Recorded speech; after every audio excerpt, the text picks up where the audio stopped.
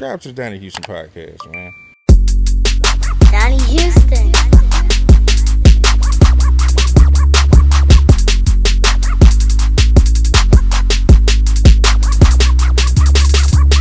Yeah, man, it's going down this Donnie Houston podcast. I am Donnie Houston. Check it out, man. We got a special guest today, man. I'm gonna just say it off top, man. The brother is a legend, you know what I'm saying? Young legend too, you know what I'm saying? And man, been salute, man. Killing the game. You know, had his hand all on this game, man. As far as his club is concerned, as far as his Texas club is concerned, man. And his sound has just moved across the country. You know what I mean? With everybody messing with him, man. You know, doing projects with Gangsta Boo. You know what I'm saying? He's on 2 Chainz's new single. You know what I mean? He is the club god, man. Beatking, what's going down? Hey, man, salute. Appreciate you. I'm happy to be here.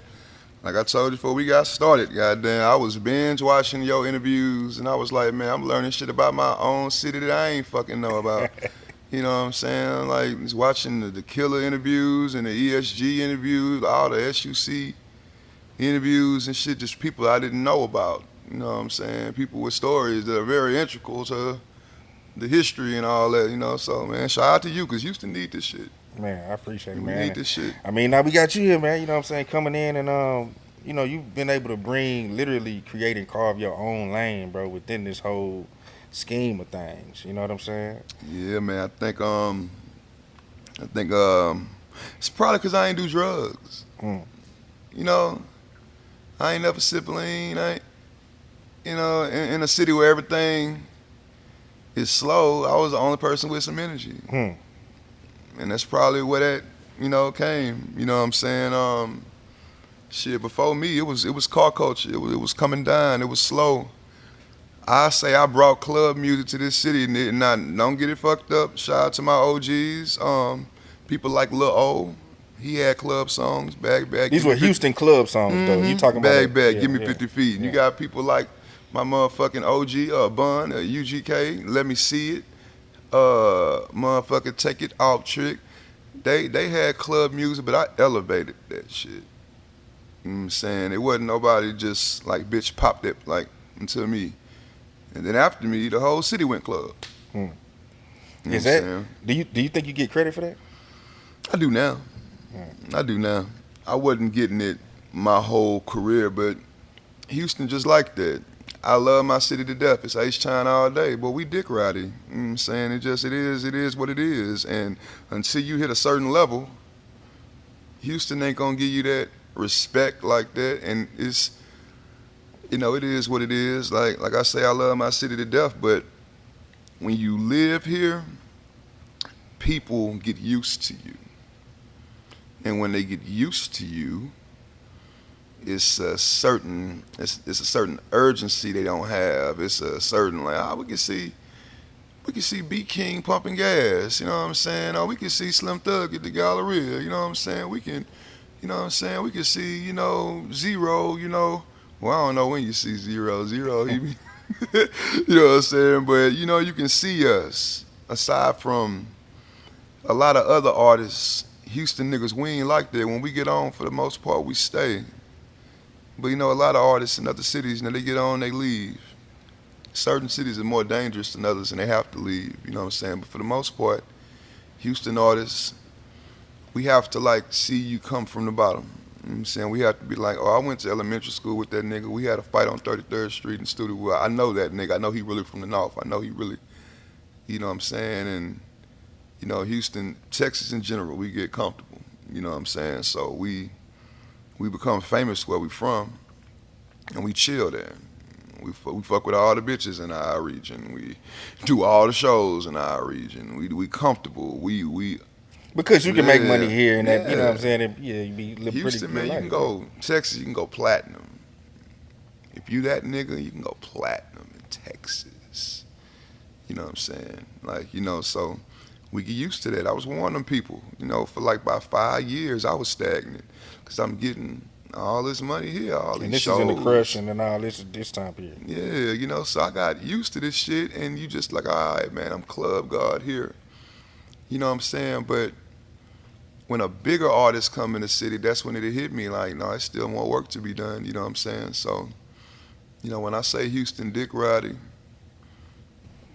I wouldn't let no out of town nigga say that, but I say that about my own city. Like when we see bigger things happen for us, that's when we get behind us. Like, yeah, he from Houston, yeah. But it's just an example.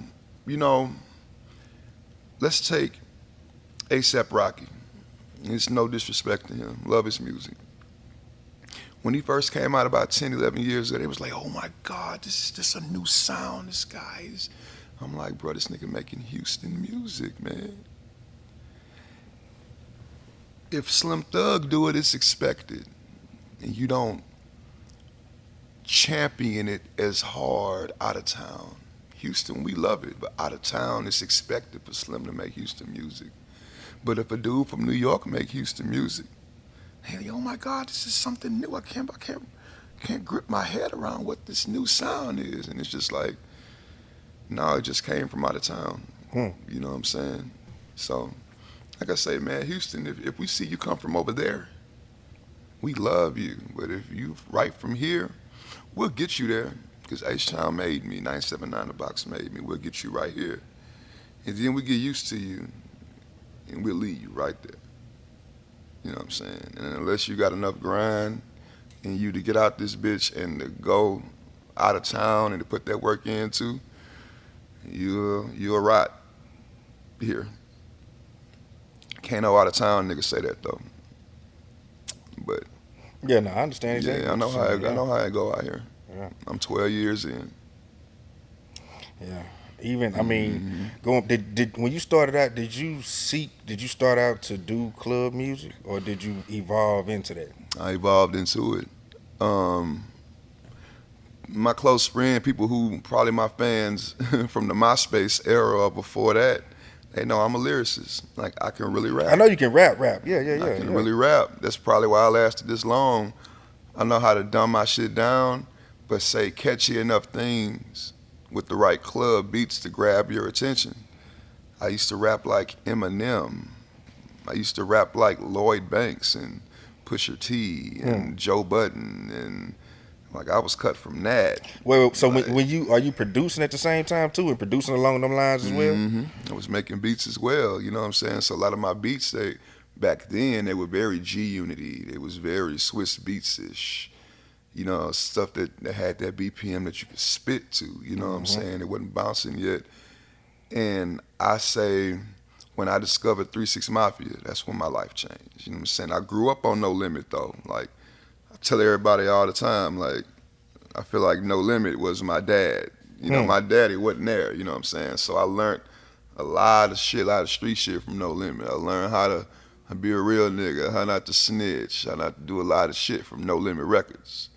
I just went to their motherfucking To the reunion tour? the reunion tour when they came to Houston. And I met a lot of them in person for the first time. You know, it's like we all been cool on Instagram for years, but just hanging with them niggas. Like I'm like, man, y'all nigga. Even Slim was there. He's like, nigga, this the shit I grew up to. I'm like, nigga, me too. You know what I'm saying? A lot of niggas think I'm like in my 20s. I'm 37. You know what I'm saying? I'm gonna be 40 in 3 years. You know what I'm saying? So. Like I say, you know, but when I discovered 3-6 Mafia, that's when I realized how I was gonna fit in. So did you get into 3-6 when they were coming out, or was it later on? When I heard it, when I first heard it, I was in middle school. I heard Set a Club Up like everybody else. And I was like, this cool, this shit lit. I ain't never heard a song. But No Limit was killing everything. We the same age. Yeah. It was No Limit, 97, 98, bro. It was No Limit. Master P had his own wall in my room. It was what it was. Silk, nigga C Murder. Nigga, anybody had that Mystical. cover, that colorful cover? I bought that shit. No Limit was everything. Like, and then Cash Money crept in. Right behind around the boys. 99, 2000. And I was like, nah, this nigga Juvenile is retarded. And then I started hearing about Wayne. And I was like, all right, these the niggas. You know, I said, I'm jamming this shit. And I'm jamming Rough Riders around that time, too, because I'm real cultured with music. I'm listening to everything. See, the Rough Rider Cash Money thing was going on at the same time. 2000. Yeah. They came to Houston one time. I couldn't go. I was too young. Mom wouldn't let me go to concerts yet.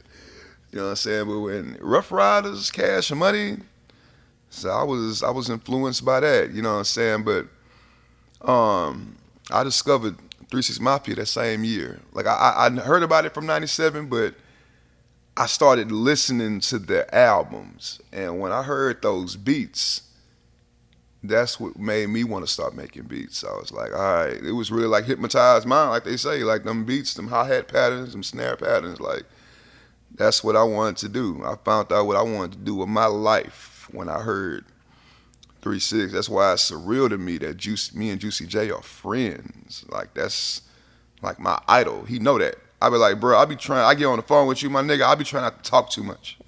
Because I'm starstruck every time. You know what I'm saying? We cool as fuck. I randomly texted nigga, he texted me. But that's like my idol. I wouldn't be feeding my family, wouldn't be a club guard if it wasn't for him. You know what I'm saying? But Are you starting? Yeah. When are you starting to make beats at this time? I started making beats when I was 16. Dropped out of school and everything. You dropped out of school? No shit, to do music. I dropped out twice, and it was crazy. My mama was a teacher, and she just couldn't understand how she had a master's degree, and I dropped out of school twice, didn't want to go to school, but I was just like, I started making beats when I was 16, and when I discovered that, it's all I wanted to do. I feel like that was the only thing I was good at in my whole life. I just wanted to do it every day. But so you're not taking the street route like most kids. They drop out of school, they in the streets. You dropping out of school and you at home working on beats and shit. But see, that was all my partners. All my partners was in them streets, robbing like Sonics and McDonald's and shit, and hitting the licks. The thing back then was like catching a Mexican cashing his check and knocking him out and taking his money and shit. Like on Titwell, like all my partners was into doing that shit, and like that, it was so many of my partners went to jail or died and shit, and I actually had a good mother. You know what I'm saying? Like I was one of them people. I got instant karma. As soon as I did stupid shit happened to me. You know, like that saying where your mom used to be like, man, God look after fools. Mm-hmm. People who don't know better, man, them niggas don't die. Them niggas don't take no L's. They just living off That's just what I'm finna adrenaline. say. They just living off life. But when you know better and you're hesitant because you were raised right, You're gonna get that reminder. instant punishment. God instantly punish you. You know, so I ain't never. Bro, we are a lot alike in that. Bro, we are a lot of. It's probably our parents. Yeah. You know what I'm saying? Yeah. Like, so I would see that shit and be like, man, I was way fatter when I was 16. I'm like, man, I know it ain't no chicken that I like in prison. In the penitentiary, ain't no bitches in the penitentiary. Fuck that shit. You know what I'm saying? So I started making beats, and I'd be up to like 5 o'clock in the morning. Wait. Beats, So this is at that time though, because I started DJing when I was 15, right? Like I said, we around the same age. Mm-hmm. About a year later, around this time, I go to my cousin's house and he's making beats. He was a little younger than me, and he's the first person to show me Fruity Loops. So are you Fruity Loops at that time?